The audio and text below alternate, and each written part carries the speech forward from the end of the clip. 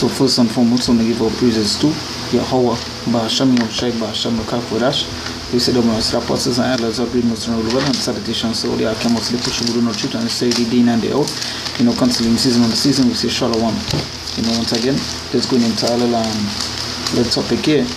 And as you can see, the image on the screen is a conversation some people was having with the pastor.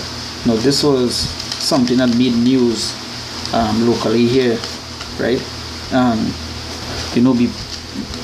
While going into it, I'm going to read the conversation that was taking place. So this person, Matt, but Bishop, ain't your son have grocery under all your house, which is classed as an essential business, so which means all is still making all their profit, while others don't even know where the next meal coming from.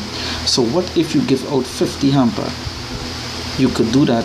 You open a grocery for your son, you asking for people for 10% for their grant. So the bishop replied, this was the bishop reply, right? They say, I wasn't asking them, I was telling them.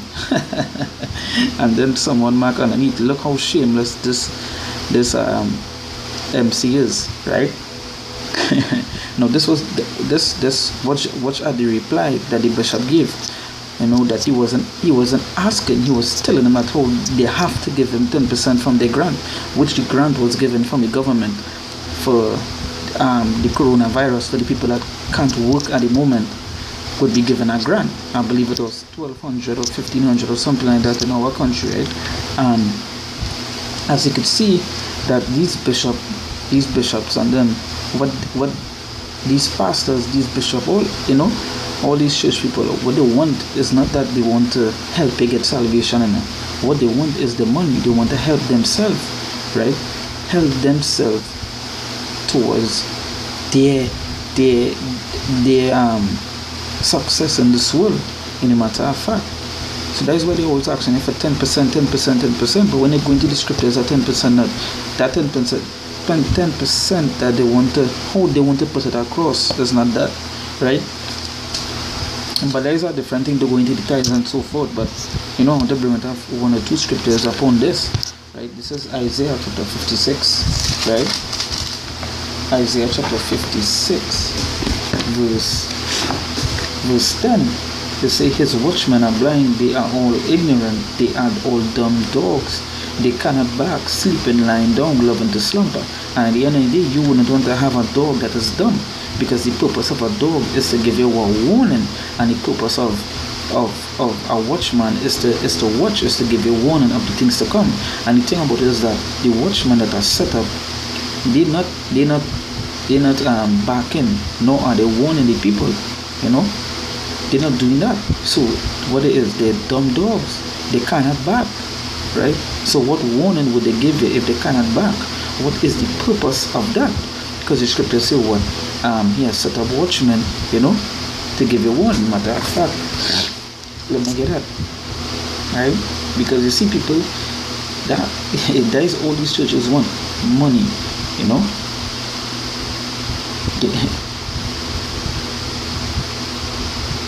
That is all these churches want money.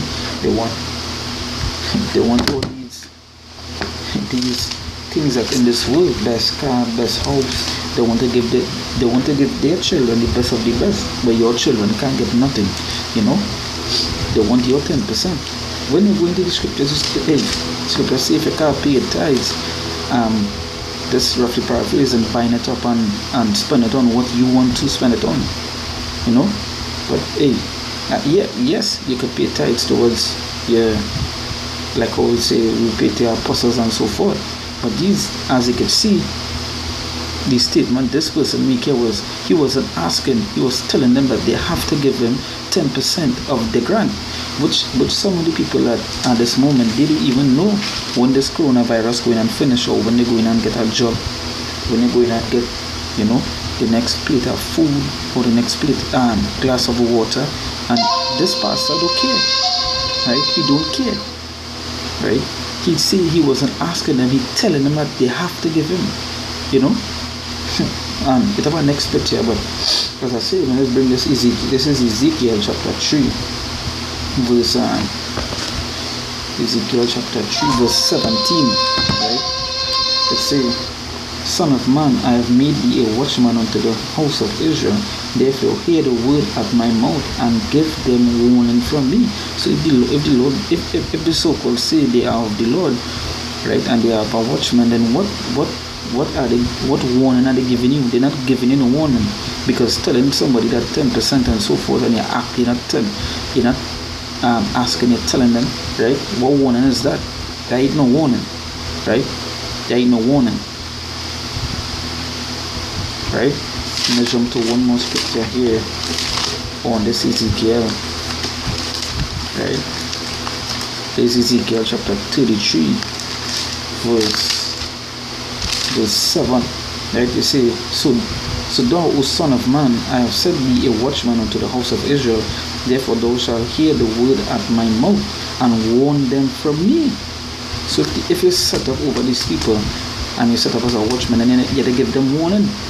If you give them warning, then and the blood shall be on your hand.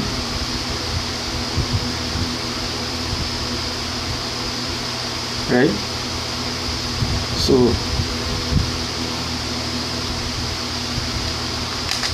let's jump along to verse 6, right? Right? It says, But if the watchman see the sword come and blow not the trumpet, and the people be not warned, if the sword come and take any person from among them, he is taken away in his iniquity, but his blood will I require at the watchman's hand. That what the Lord say, warn to these pastors, right? Because at the end of the day, they're not giving the people warning, nor are they warning them of the things to come. So the blood is on them. And this is a perfect example of a common day pastor. All they want is your money. They don't want nothing else. So would they give you warning? No, they are not giving you warning. Right? That is why all the things there is a scripture say, well, would they say preach unto us good things? Because again, one of the things too is that the people don't want to hear the truth, meaning that they don't want to hear the stuff that's coming. They don't want to hear the judgment the Lord is bringing onto this place. They don't want to believe in that. So so that is why these kind of people be set up amongst them. Hey, the scripture said the leaders of these people cause them to what? Right? To error. So jumping back into the Isaiah 56. It says his watchmen are blind, they are all ignorant, they are all dumb dogs, they cannot bark, sleeping, lying down, loving to slumber. Right? They say, yea, they are greedy dogs which can never have enough. They are greedy dogs which can never have enough. And this is a perfect example of it. The comment this person make was that so what if you give out 50 hamper? You could do that. You open a grocery for your son. You ask them for 10% of a grant. So this is show you they have a church and grocery or whatever businesses else that they have, and they still want more. They still want something that people are getting that they themselves need to pay bills, to get grocery, to get stuff for the children. And this pastor, he don't care. He need money, so you say, yeah, they are greedy dogs which can never have enough. Again, perfect example, a grocery, a church, and they still want more. Right? You say, and they are shepherds that cannot understand. They cannot understand. So why you have a shepherd that's supposed to be leading his sheep, right, that cannot understand, then where would he lead the sheep? Eventually to what? To the death, to the destruction, right? They said they all look to their own way, everyone for his gain. Everyone for his gain. And that is this here is a perfect example of that scripture. Everyone for his gain, right? From his quarter, right? So yeah, and you can see all they want to do is gain. And they're not giving people warning. They're not telling people about things to come, right? But you know what? These same people that would pass on the streets and they would do what? They would scoff and scorn about the things we talking upon. You know, the warning that we giving them. You understand? The warning that we bring out through the scriptures for them. You understand? So that is why they end up in this situation today, the judgment that's we going on to them. Right? They say, come ye, say they, I will fetch wine, and we will fill ourselves with strong drink, and tomorrow shall be as this day, and much more abundant. And that is the mindset they're in. You know, tomorrow will be better. So this, so that, tomorrow will be, you get more money tomorrow. That prosperity doctrine, right? But the thing is, hey, these watchmen is the one way they leading you all, and that is to destruction. Shall the blind lead the blind, and both shall fall into a ditch? Especially in the days that we're in, it's going to see plenty of them coming out like this. They're trying to secure their safety. That is why they want your 10% of that grant that you get in. You understand? And I could bet you that if you don't give the pastor that 10%, yes, you can't come back in this church. Again, as the Isaiah 56 verse 10 say, greedy dogs which can never have enough. Right? So this is the second picture here now. So this is the next person talking to him here, right? He says, so all you ain't have no savings, all that money all you collecting since when all you ain't saved none. The pastor comment, savings run out. Savings run out. You can imagine that, so you can understand that the kind of money this pastor spending. They say, so we savings done. They say you need to, this is the person telling the pastor, you need to apply for a grant and possibly a food card too. Of course, I'm referring to when the grant is given, the brethren need to give God 10%. The brethren need to give God 10%, but is you collecting the money? Is you collecting the money? You collecting that 10%? Bring that scripture here. Bring that scripture here.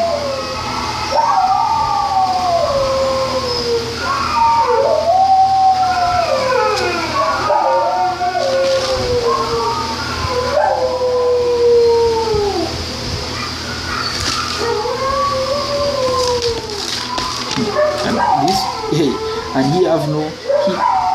he don't really care, because when you go into the news article, it is with him. He really don't care. You understand? As you can see, the last statement he made was, I am referring to when the grant is given, the brethren need to give God 10%. Right? So this is Malachi chapter 3, verse 8. It says, will a man rob God? Right? It say, will a man rob God? Yet ye have robbed me. But ye say, wherein have we robbed thee? In tithes and offerings. And that is what they're doing. That's a perfect example, perfect example of that. Right? They say, will a man rob God? Yet ye have robbed me. But ye say, wherein have we robbed thee? In tithes and offerings. You say, ye are cursed with a curse, for ye have robbed me, even this whole nation. So yeah, right? So that is what they're doing. Come on.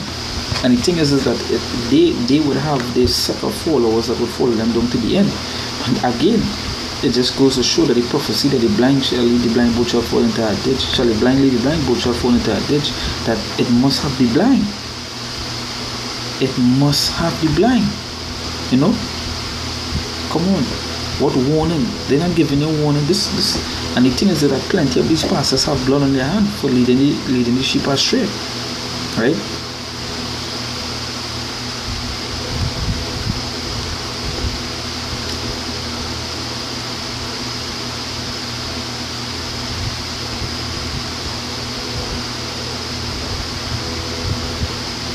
Right?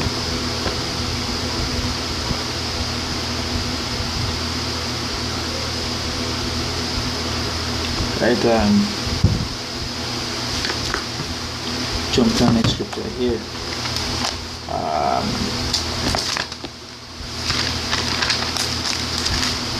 This is Jeremiah chapter 23 from verse 1. It says here, woe be unto the pastors that destroy and scatter the sheep, of my pasture, said the Lord. Because I show in that church that are plenty jakes. Right? Plenty. Right? They say, woe be unto the pastors that destroy and scatter the sheep of my pasture, said the Lord. Therefore thus said the Lord God of Israel, against the pastors that feed my people, ye have scattered my flock, and driven them away, and have not visited them. Behold, I will visit you upon you the evil of your doing, said the Lord. To the Lord is, we need all ready for you all. Make sure you all ready, right? They say, and I will gather the remnant of my flock out of all the countries where I have driven them, and will bring them again to their folds, and they shall be fruitful and increase. And I will set up shepherds over them, which shall feed them, and they shall fear no more, nor be dismayed, neither shall they be lacking, said the Lord. And hey, the Lord set up his men. And just, but he set up for who? For the elect. Right? For the rest, they would just remain blinded and be destroyed. You understand? But let's go back to verse 1. It says, woe be unto the pastors that destroy and scatter the sheep of my pasture, said the Lord. So woe be unto them. Woe be unto this pastor. Because there is no one thing he wants, and that is money. You know? He not giving them warning, he not telling people the truth. That is why plenty of them lost right now. Because they can't get an answer from the pastor. Why is these things going on? Because I have, it's certain statements that being made that, where God in this time. Anytime that this plagues and all these things going on, where God? Why God didn't remove the plague? But what is because these pastors, these men that are set up, they're supposed to be telling people it's God bringing this judgment on them. But they are not doing that. They are not doing that. What they want is the money.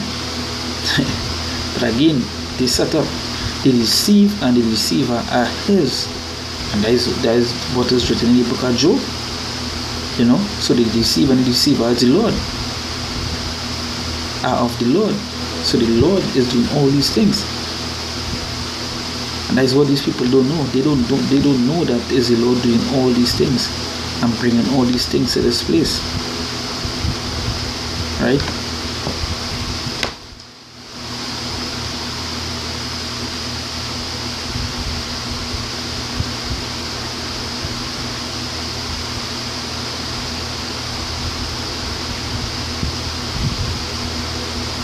So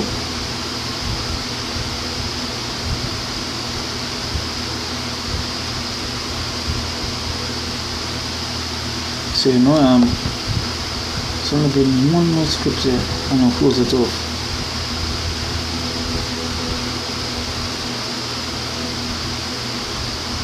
One more scripture and I'll close it off. This is Luke chapter I go end it off in Matthew 15 verse 14. It says, let them alone, they be blind leaders of the blind, and if the blind lead the blind, both shall fall into a ditch. Yay. And that is just what it is.